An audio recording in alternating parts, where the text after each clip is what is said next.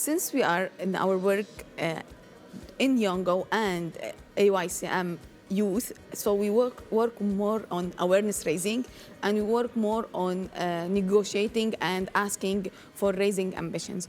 While in Climate Action Network, in the region, we are a network of different NGOs that these NGOs work on a political level and on an academic level and also on grassroots level. So we combine all of these, and at the same time, we are following different conferences. Like now we are putting an eye on the UNSG and the coming COP. So we raise awareness, and not only we raise awareness, we try to push governments to raise ambitions in their NDCs, and we follow up on the reviews. And like now, I know in Lebanon that the review of the coming NDC has SDGs component will be incorporated into it. So like we are going getting updated and using international conferences to push for the things that we believe in.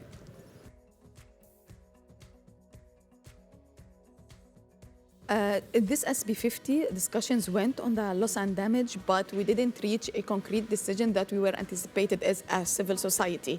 You can find that the developed countries were trying to address Paris Agreement and give a reference to Article 8, while the developing didn't agree on this.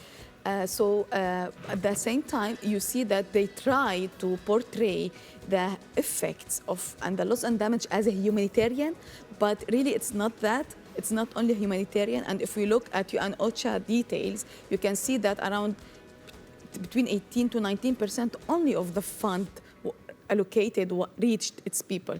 And if they are going to keep on this discussion in the coming COP or on the coming SBs, they really need to look at and take a holistic approach and look at land deterioration and reclamation and rehabilitation, and taking all of these into consideration while allocating the needed funds. And so we didn't see any progress on the finance issue, and that's what we need to be discussed. So in the topic of loss and damage, we can see many vulnerable countries are facing out a lot of disasters. We can see also that many of the countries that faced disasters, as Mozambique, didn't receive the needed fund. And like what happened, like you are now in Bonn, and this heat wave had pushed some European countries to say, no, this is real. This is not only affected certain countries, this will be global. And this is what we as youth and civil society are trying to shed light on. Like, it is a climate emergency. We need to save our future. It's not enough that we on local levels and regional levels, we are going to schools and educating about the effects of climate change, about what is renewable energy, about what is SDGs. And we are also speaking with policymakers and asking them to incorporate youth into the delegations and to also think about our future.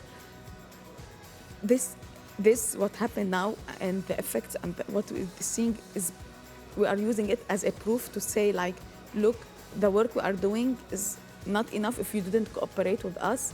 And we are here to help you and to negotiate and to push and to save our health and save our environment and save our planet.